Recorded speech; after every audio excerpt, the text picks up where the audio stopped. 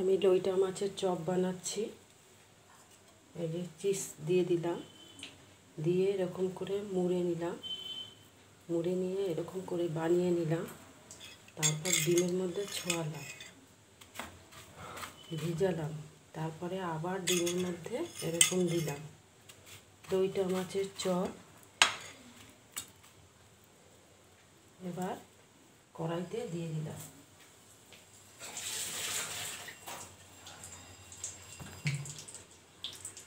আবার দেখুন এরকম চিপস আবার দিয়ে দিলাম, দিয়ে এরকম মুড়ে নিলাম, নিয়ে এই যে এবার ডিমের মধ্যে চুবালাম, চুবিয়ে বিস্কুটের গুঁড়ার মধ্যে দিয়ে দিলাম, দিয়ে আবার একটুখানি ডিমের মধ্যে দিয়ে দিলাম, দিয়ে আবার বিস্কুটের গুঁড়ার মধ্যে দিয়ে দিলাম, দিয়ে দিচ্ছি। আবার চিজ নিলাম, ভরলাম চিজ দিয়ে এরকম নিয়ে এরকম নিলাম।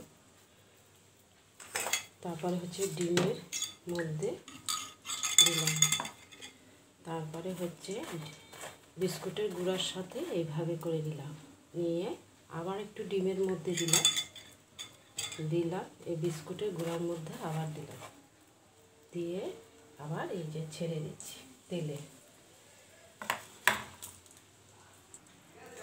তুলে দিচ্ছি। এই যে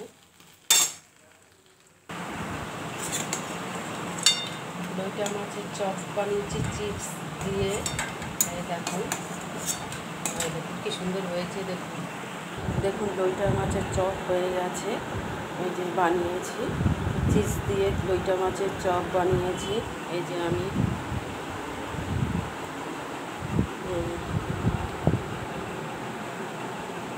হয়ে গেছে, দেখুন কি সুন্দর হয়েছে। লাইক করুন, সাবস্ক্রাইব করুন।